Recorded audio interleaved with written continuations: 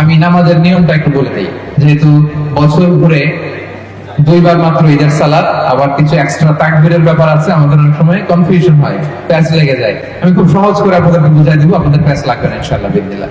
ঈদের এই যে 2 রাকাত নামাজ, এটা পড়া হচ্ছে ওয়াজিব হানাফি মাযহাব অনুযায়ী, আমরা এখনই আদায় করব ইনশাআল্লাহ। তো এই 2 রাকাত নামাজে এক্সট্রা 6টা তাকবীর দিতে হয়। কয়টা? 6টা। কিভাবে নামাজটা পড়বো?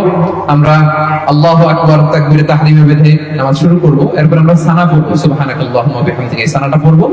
এই সানা পড়ার পরে আমরা 3টা অতিরিক্ত তাকবীর দিব প্রথম রাকাতে। হ্যাঁ, এই দেখেন আমার দিকে তাকান। আল্লাহু আকবার বলে হাত ছেড়ে দিব, আল্লাহু আকবার বলে হাত ছেড়ে দিব, আল্লাহু আকবার বলে হাত বেঁধে ফেলবো। 3টা অতিরিক্ত হয়ে গেল।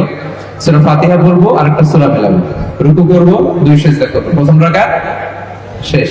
প্রথম রাকাত। দ্বিতীয় রাকাতের জন্য দাঁড়ালাম, দাঁড়িয়ে সূরা ফাতিহা পড়বো, ইমাম সাহেব সূরা ফাতিহা পড়বেন, তারপর আরেকটা সূরা মেলাবেন।